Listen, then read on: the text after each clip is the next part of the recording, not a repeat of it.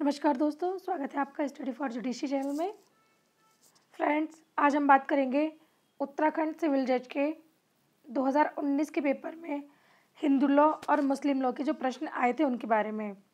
उसके पहले अगर आपने मेरी वीडियो को पहली बार अगर आप देख रहे हैं तो चैनल सब्सक्राइब कीजिएगा, वीडियो लास्ट तक देखिएगा, क्योंकि उत्तराखंड के पेपर में क्वेश्चंस रिपीट अगर होंगे तो आपको इनमें से क्वेश्चंस मिलने की संभावना है।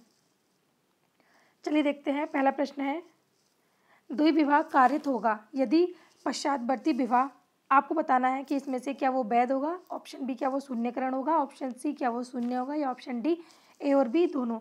यदि दूसरा विवाह कारित होता है तो उसके पश्चातवर्ती जो विवाह होगा वो क्या होगा, तो ऑप्शन डी उपरोक्त में से ए और बी दोनों, यानी कि वो वैध भी होगा और वो शून्यकरण भी हो सकता है। अगला प्रश्न देखते हैं कि हिंदू विवाह अधिनियम की धारा 5 के खंड 3 के उल्लंघन के लिए दंड का प्रावधान निम्नलिखित में से किस धारा में किया गया है। तो इसके लिए जो दंड है वो ऑप्शन सी है, धारा 18 क में। अगला प्रश्न देखते हैं, हिंदू उत्तराधिकारी अधिनियम की अनुसूची के वर्ग 1 में पुत्र में सम्मिलित नहीं है। ऑप्शन ए सौतेला, ऑप्शन बी दत्तक पुत्र, ऑप्शन सी दोनों, ऑप्शन डी उपरोक्त में से कोई नहीं। तो इसका आंसर है ऑप्शन ए सौतेला पुत्र। हिंदू उत्तराधिकारी अधिनियम की अनुसूची 1 के वर्ग 1 में पुत्र में सौतेला पुत्र शामिल नहीं है। अगला प्रश्न है, हिंदू विवाह अधिनियम के अंतर्गत निम्नलिखित में से कौन सा शून्यकरण विवाह का आधार नहीं है। इसमें सही आंसर जो है वो ऑप्शन डी है, द्विविवाह। हिंदू विवाह अधिनियम के अंतर्गत इसमें से जो शून्यकरण विवाह का आधार जो नहीं होगा वो है ऑप्शन डी, द्विविवाह। बाकी 3 इसके आधार हैं। अगला प्रश्न देखते हैं, हिंदू विवाह अधिनियम की किस धारा के अंतर्गत हिंदू विवाह के लिए संस्करण का प्रावधान है। इसमें ऑप्शन ए 6, ऑप्शन बी 7 धारा, ऑप्शन सी धारा 8 या ऑप्शन डी धारा 8A। तो इसका सही आंसर जो है वो है ऑप्शन बी, धारा 7। देख लीजिए, धारा 6 में क्या है। धारा 6 में है व्यवहारार्थ संरक्षकता, ऑप्शन बी है हिंदू विवाह के लिए संस्कार, ऑप्शन सी है जो धारा 8 है उसमें हिंदू विवाह का राष्ट्रीयकरण, और डी में धारा 9 में है दाम्पत्य अधिकारियों का प्रत्यस्थान। तो सही आंसर इसका ऑप्शन बी है। जो संस्कारों के बारे में बताया गया है, संस्कार का प्रावधान धारा 7 में है। अगला प्रश्न देखते हैं, हिंदू विवाह अधिनियम के अंतर्गत निम्नलिखित में से किस धारा में शून्य विवाह का प्रावधान किया गया है। शून्य विवाह का प्रावधान इसमें से धारा 11 में किया गया है। इसके अनुसार प्रारंभ के पश्चात अनुष्ठान किया गया है यदि कोई विवाह धारा 5 के खंड 1, 4 या 5 में उल्लिखित शर्तों में से किसी एक का उल्लंघन करता है तो वह शून्य होगा। ठीक है, तो इसका आंसर जो है ऑप्शन सी, धारा 11। अगला प्रश्न देखते हैं, हिंदू विवाह अधिनियम की निम्नलिखित में से कौन सी धारा पारस्परिक संपत्ति से विवाह विच्छेद से संबंधित है।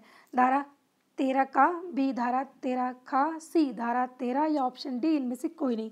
सही आंसर जो है ऑप्शन बी होगा इसका, धारा 13B। इसमें पारस्परिक सहमति पर विवाह विच्छेद होता है, ऑप्शन 13B में। 13A की बात करते हैं, इसमें विवाह विच्छेद कार्यवाहियों के प्रत्यार्थियों का वैकल्पिक अनुतोष होता है, ऑप्शन जो 13 धारा उसमें जो है तलाक है। अगला प्रश्न देखते हैं, निम्नलिखित में से कौन प्रसिद्ध कृति मिताक्षरा के लेखक हैं। इसमें से मिताक्षरा के लेखक कौन है, अपराग, भोज, विज्ञानेश्वर या फिर पाराशर। तो इसमें सही आंसर ऑप्शन सी होगा, विज्ञानेश्वर। ये मिताक्षरा इनकी स्मृति थी, इसके लेखक हैं ये। अगला प्रश्न देखते हैं, जीमूत वाहन अपनी इस कृति के लिए जाने जाते हैं।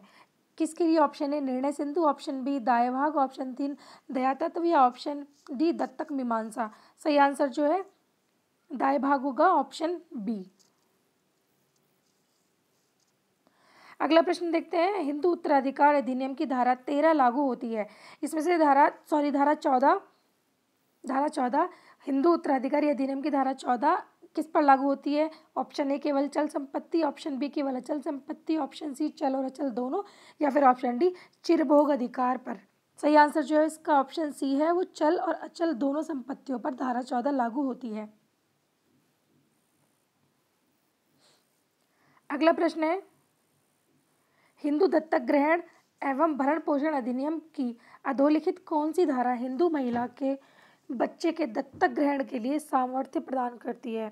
सही आंसर धारा 3, धारा 4, धारा 7 या धारा 8। सही आंसर है ऑप्शन डी धारा 8। इसमें हिंदू नारी के दत्तक लेने का सामर्थ्य है धारा 8 में।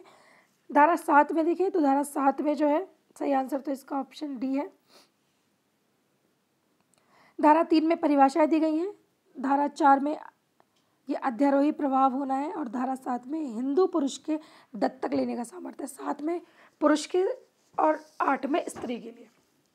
अगला प्रश्न है, हिंदू अपर्याप्त व्ययता और संरक्षकता अधिनियम की धारा 6 के अंतर्गत अपर्याप्त व्यय का नैसर्गिक संरक्षक कौन होता है? इसमें केवल माता, ऑप्शन बी केवल पिता, ऑप्शन सी दोनों, या फिर ऑप्शन डी दादा और दादी। सही आंसर जो है वो माता और पिता दोनों मामले के अनुसार होंगे। अगला प्रश्न देखते हैं, निम्नलिखित किस वाद में उच्चतम न्यायालय ने यह निर्देशित किया है कि सभी व्यक्तियों किसी धर्म के हो के विवाह का उनके राज्य में पंजीकरण हो जहां विवाह संपादित हुआ है, यदि वह भारत के नागरिक हैं तो इसका सही आंसर क्या होगा? ऑप्शन ए किस वाद में बताया गया था ये? ऑप्शन ए सीमा बनाम अश्विनी कुमार, ऑप्शन बी गीता हरिहरन बनाम Bharatiya Reserve Bank, option C John Valamattam बनाम भारत संघ, या ऑप्शन डी इनमें से कोई नहीं। सही आंसर जो है सीमा बनाम अश्विनी कुमार का वाद था, इसमें बात कही गई थी। ऑप्शन ए सही है इसका आंसर। ये हिंदू विधि के प्रश्न थे जो कि 2019 में उत्तराखंड के पेपर में पूछे गए थे। अब हम कुछ प्रश्न देखते हैं मुस्लिम विधि के जो 2019 के पेपर में पूछे गए थे। तो पहला प्रश्न है इसका, तूहर से अभिप्रेत है। इसमें तूहर क्या है?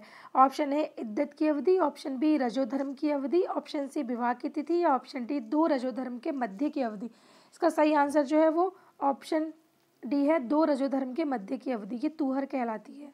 अगला प्रश्न है, मुस्लिम विधि में निम्नलिखित में से कौन सा सर्वाधिक अनुमोदित तलाक है?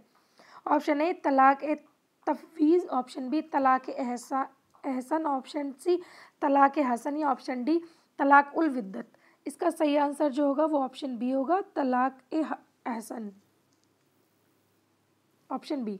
अगला प्रश्न देखते हैं, सुन्नी पुरुष का किसी संप्रदाय की मुस्लिम महिला से विवाह है तो क्या ये वैध होगा? ऑप्शन बी शून्य होगा, ऑप्शन सी अवैध होगा, या ऑप्शन डी शून्यकरण। तो सही आंसर इसका ए होगा कि वो वैध होगा बिल्कुल। अगला प्रश्न है, निम्नलिखित में से कौन सुन्नी विधि की एक शाखा नहीं है? Option A Hanbali, option B Maliki, option C Shafi'i, या ऑप्शन डी मुताज़िलास। इसका सही आंसर जो है ऑप्शन डी होगा, मुताज़िलास। अगला प्रश्न है, हिजानत क्या है? इसमें से उसका अर्थ बताना है। केवल बच्चे पर माता की अभिरक्षा, या ऑप्शन बी केवल बच्चे पर पिता की अभिरक्षा, या फिर बच्चे पर भाई की अभिरक्षा, या फिर ए और बी दोनों। इसका सही आंसर जो ऑप्शन ए है, केवल बच्चे पर माता की अभिरक्षा, ये हिजानत का अर्थ है। ऑप्शन ए इसका सही आंसर है। अगला प्रश्न है, एक मुस्लिम पत्नी तलाक के लिए मुस्लिम विवाह विच्छेद अधिनियम के प्रावधान के अंतर्गत वाद दायर कर सकती है यदि उसका पति उन्मत्त रहा है। ऑप्शन ए 1 वर्ष तक, ऑप्शन बी 2 वर्ष तक, ऑप्शन सी 3 वर्ष तक, या फिर ऑप्शन डी 5 वर्ष तक।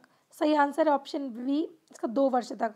मुस्लिम विवाह विच्छेद अधिनियम की धारा 2, इसकी धारा 2 के अनुसार यदि पागल 2 साल में अगर उसका पति यदि 2 साल में पागल रहा हो, या फिर कुष्ठ रोगी से ग्रसित हो, या फिर उग्र रज्जित रोग से पीड़ित हो, तो मुस्लिम महिला जो है विवाह विच्छेद का वाद दायर कर सकती है। अगला प्रश्न है, एक मुस्लिम पत्नी अपना मेहर कब त्याग सकती है?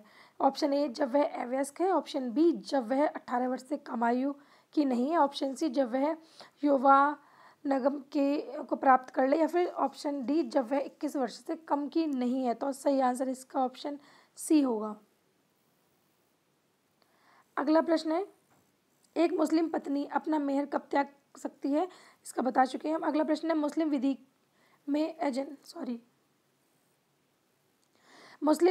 में अजन्मे व्यक्ति के पक्ष में किया गया दान कुछ परिस्थितियों अथवा शर्तों को छोड़कर होता है। ए शून्य, ऑप्शन बी वैध, ऑप्शन सी शून्यकरण, ऑप्शन डी वैध जब माँ द्वारा स्वीकार्य हो। इसका सही आंसर जो है वो इसका सही आंसर ऑप्शन ए होगा, ये शून्य होगा।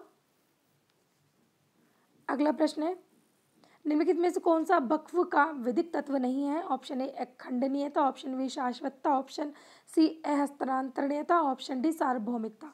इसका सही आंसर जो ऑप्शन डी होगा, सार्वभौमिकता। एक मान्य वक्फ की अगर हम वैध प्रासंगिकताएं 3 होती है इसमें, अप्रति सहनीयता, शाश्वतता और अहस्तांतरणीयता, ठीक है, यानी कि अखंडनीयता। अगला प्रश्न, इसका सही आंसर है वो ऑप्शन डी होगा। अगला प्रश्न देखते हैं, सायरा बानो बनाम भारत संघ का वाद इसमें से किससे संबंधित है। ये सायरा बानो का वाद था, इंपॉर्टेंट है ये वाला, ये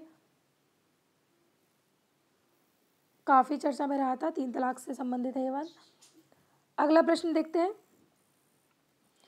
एक धर्मज मुस्लिम बच्चे की संरक्षिता होती है, ये एक अधर्मज मुस्लिम बच्चे की संरक्षिता क्या माता के पास में, ऑप्शन बी दादी के पास, ऑप्शन सी पिता या माता दोनों के पास, या फिर डी ना तो माता के पास ना पिता के पास। इसका सही आंसर जो ऑप्शन ए होगा। यदि एक अधर्मज मुस्लिम बच्चे की संरक्षिता की बात हो तो वो माता के पास में होगी उसकी संरक्षिता, ऑप्शन ए। अगला प्रश्न और आज की वीडियो का ये लास्ट प्रश्न है, इद्दत के दौरान विवाह, ऑप्शन ए बातिल है, ऑप्शन बी फासिद है, ऑप्शन सी शून्य है, या ऑप्शन डी वैध है। इद्दत के दौरान जो विवाह होता है वो ऑप्शन बी फासिद होता है। देखिए ये मैंने आपको 2019 के हिंदू लॉ और मुस्लिम लॉ के प्रश्न करवा दिए हैं जो उत्तराखंड के पेपर में पूछे गए थे। आपको वीडियो अच्छी लगी हो तो इसको लाइक करना, शेयर करना, और वीडियो पे आप कमेंट भी कर सकते हैं और चैनल को सब्सक्राइब कीजिएगा। Thank you.